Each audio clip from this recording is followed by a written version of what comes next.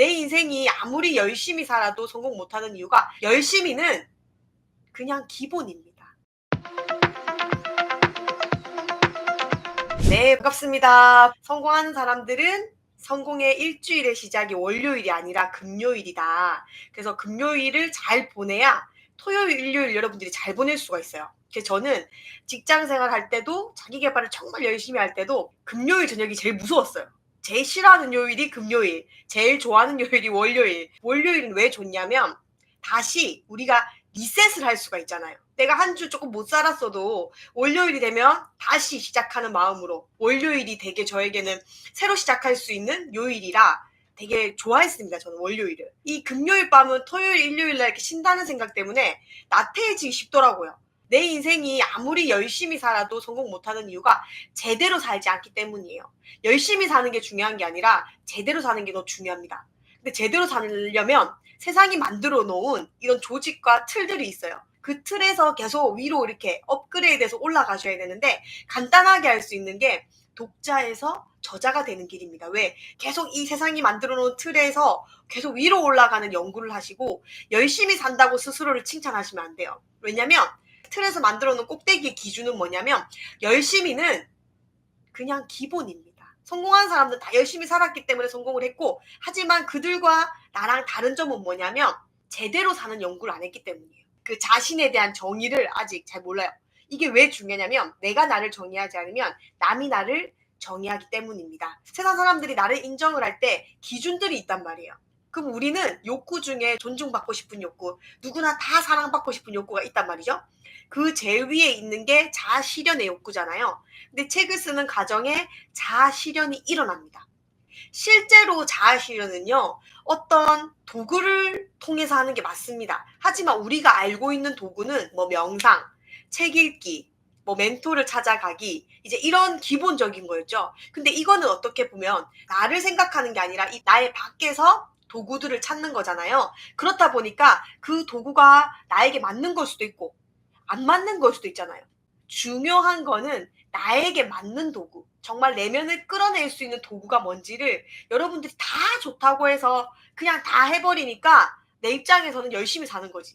근데 제대로 살고 있는 건 아니라는 거죠. 여러분들이 MBTI도 다 다른 것처럼 삶도 다 다르단 말이죠. 그 여러분들 알아가는 자아 실현의 도구 중에 하나를 왜 책 쓰기를 강조를 하냐면, 책 쓰기는요, 유일하게 내가 나를 만나는 시간이에요. 그래서 이거는 맞고 안 맞고가 아니라 어느 누구나 자아 실현의 도구로서 이 책 쓰기, 글 쓰기를 해야 되는 거는 필수라는 거죠.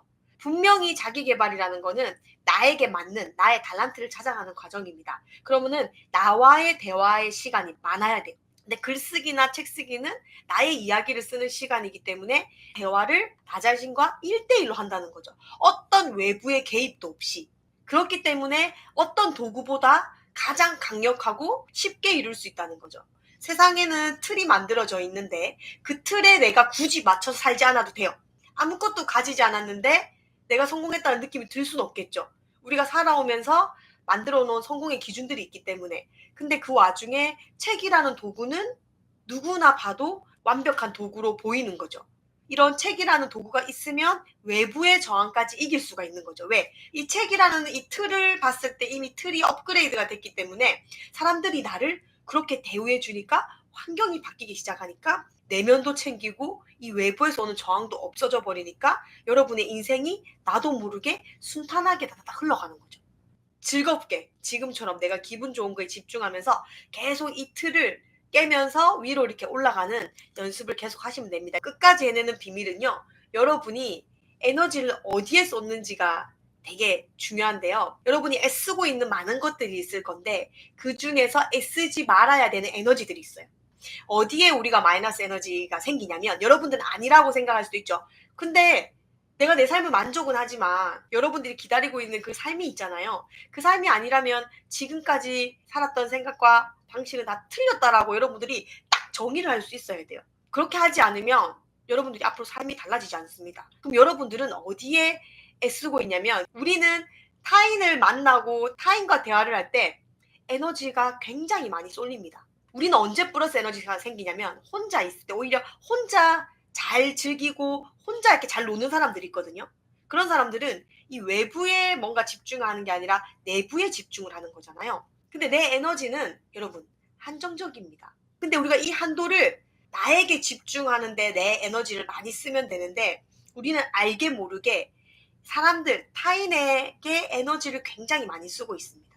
그래서 마이너스 에너지는 당연히 관계 속에서는 누구나 다 마이너스 에너지를 가지기 때문에 그 관계 속에서 내 에너지를 보존을 잘하라는 거예요. 각자의 삶이 있고 각자의 우주가 있잖아요. 그냥 너무 많이 관여하지 마시고 그냥 적당히 해야 될 일만 하면 되는데 어떻게 보면 내가 내 마이너스 에너지를 막 고갈하면서까지 가족을 위해 쓴다는 거죠. 첫 번째 관계에서 마이너스 에너지가 일어나고요. 그렇기 때문에 관계를 하지 마라가 아니라 그 공간에 있어도 내 에너지를 잘 좀 적당히 나누라는 거죠. 두 번째는 시간입니다. 시간. 과거. 우리가 내 과거는 어떻게 할 수 없잖아요. 보통 과거라는 거는 이제 곱씹으면서 하는 이야기들이기 때문에 그렇게 막 긍정적인 요소를 생각하는 사람은 잘 없습니다. 마이너스 에너지는 생기지만 관리를 잘하는 사람들은요. 오히려 이렇게 합니다. 내가 잘했던 일. 여러분이 소소한 성취감들이 있거든요. 분명히.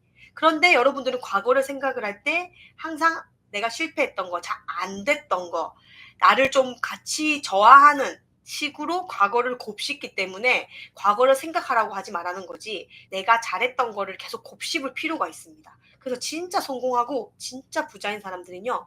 자기 스스로 자기에게 칭찬을 진짜 많이 해줍니다. 일주일 동안 어떤 성장이 있었는지 조그마한 성취감에도 정말 칭찬을 해주시고 내가 정말 잘하고 있고 잘 성장하고 있다는 거를 스스로 계속 플러스 에너지로 만들어 주셔야 돼요. 인간으로 태어난 이상 실패를 하게 만들었고 힘든 일을 겪게끔 그냥 만들어 놨어요. 왜냐면 힘든 일을 겪어야 좋은 일이 뭔 줄 알거든요.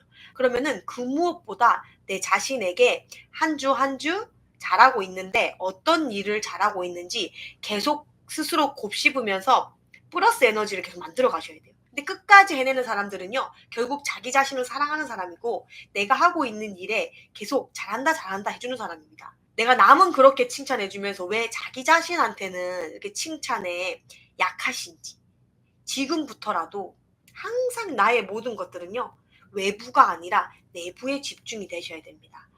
아무리 좋은 멘토가 있고 아무리 좋은 책이 있고 아무리 좋은 스승이 있어도요. 여러분이 준비가 되지 않으면 무용지물입니다. 준비된 사람들은 기회를 만나면 이제 완전 폭발하는 겁니다.